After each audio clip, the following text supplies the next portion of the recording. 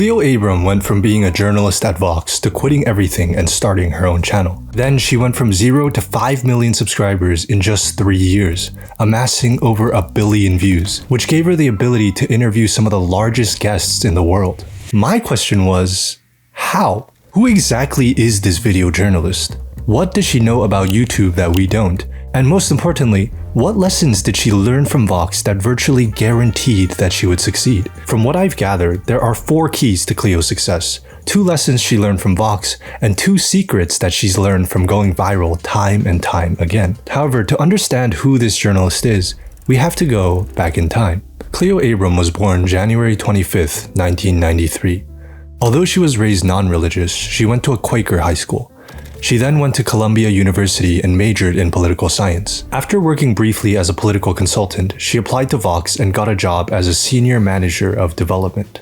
In an interview from 2021, she said she was really obsessed with what Vox was producing. So while working there, she took night classes in the School of Visual Arts. There, she learned how to edit and animate, and even got to produce a series on the fashion industry that folded soon after. However, this series helped her start making videos at Vox. She got her first big opportunity after she pitched more ideas to Vox for their 2nd season of their Netflix show, which got accepted. At Vox, there is a philosophy to keep the hands close to the head. Whoever had the idea that gets accepted gets to produce the show. This led to her job becoming a producer at Vox. But eventually, Cleo began to have thoughts of another mission, a specific show that she wanted to launch. She felt her potential as a video journalist, but also felt like there was something holding her back.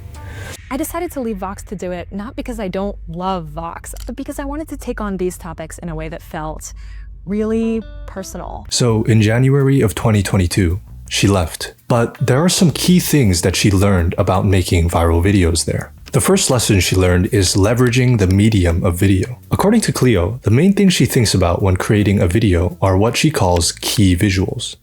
Key visuals are things that require a visual explanation rather than just a verbal one. A theory that is perhaps compatible with this idea is dual coding theory. Oversimplified, this theory states that your brain operates with verbal representations and non-verbal representations. To explain this further, let's imagine these images and these words going down these 2 roads. According to this theory, when these words and these images match up and there's enough continuity, you have a more memorable learning experience. And while this theory is contested, I think it shows us at the very least that there has to be compatibility in what is shown and what is heard to help people learn. And that is exactly what everyone at Vox does. Whenever there's something more easily shown visually than just verbally, they use animation to explain it.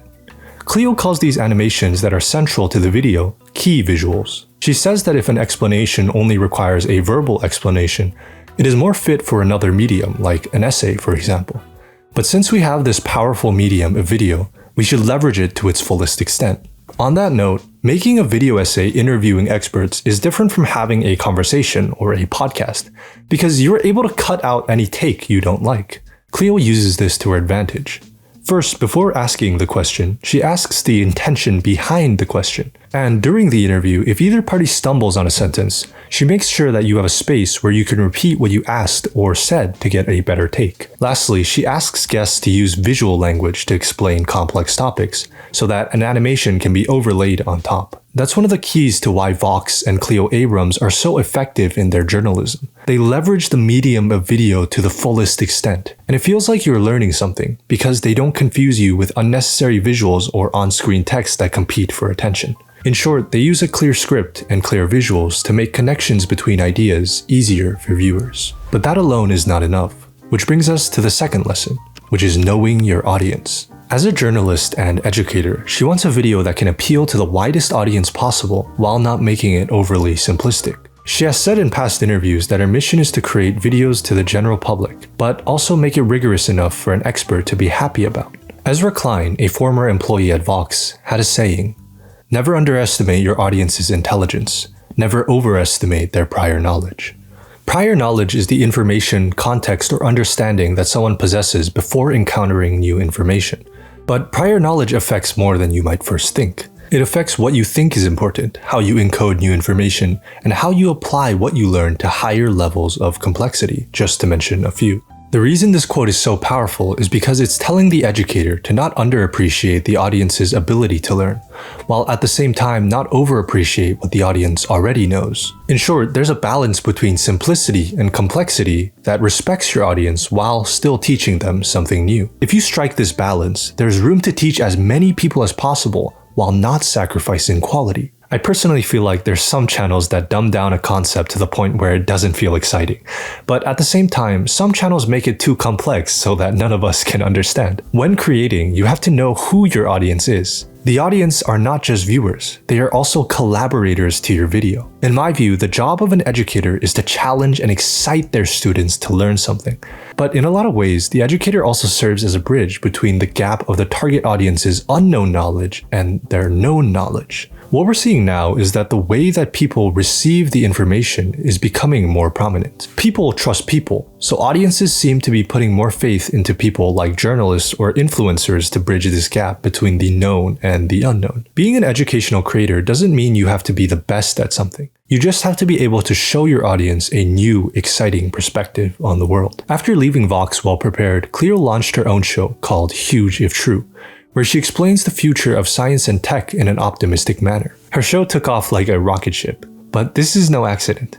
The third quality that Cleo Abrams possesses is kind of like a double-sided coin. She knows the fundamentals very well while still having the room to innovate. In particular, she leveraged short-form content. While her long-form videos cover topics in more depth, her short-form videos give you small insights on a specific topic. She releases accompanying shorts to any one video to try to get people to funnel into her long-form videos as well. Whenever there's breaking news or something that is genuinely interesting, rather than putting away that curiosity, Cleo makes short-form content with it. A lot of people just say that you have to be different on YouTube and you will stand out. But on YouTube, there are systems, traits, and ideas that help some succeed while others fail. The ability to innovate is important, but it is more important to not neglect the fundamentals. Cleo innovates in a new direction with the creator economy, while at the same time using tested strategies to blow up.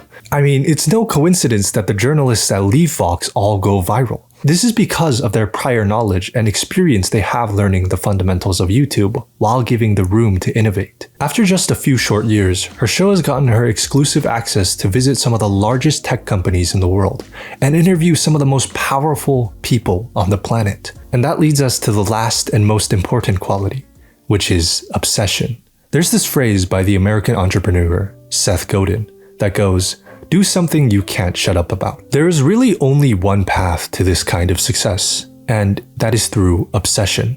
Cleo was extremely clear about her mission from day one. She wanted to make optimistic tech explainers to help people see a better future, with visually stunning animations and excellent storytelling. Her mission to make optimistic journalism is a part of our larger identity as a brand.